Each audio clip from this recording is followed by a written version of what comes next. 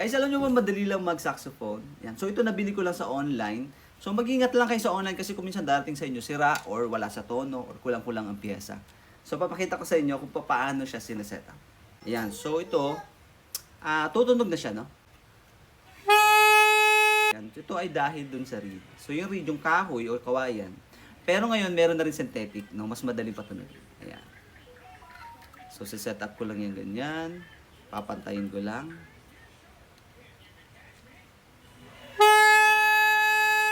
Okay, so kung napatunog ko na yun ng ganyan, may mga tutorial naman sa YouTube nito.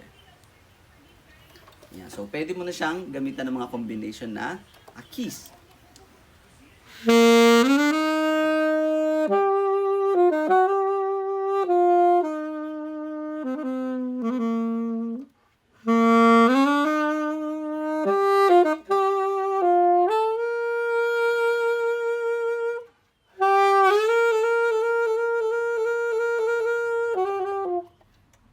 So ngayon try natin naman with mic at saka yung effects. Mas maganda. So try natin with my mic.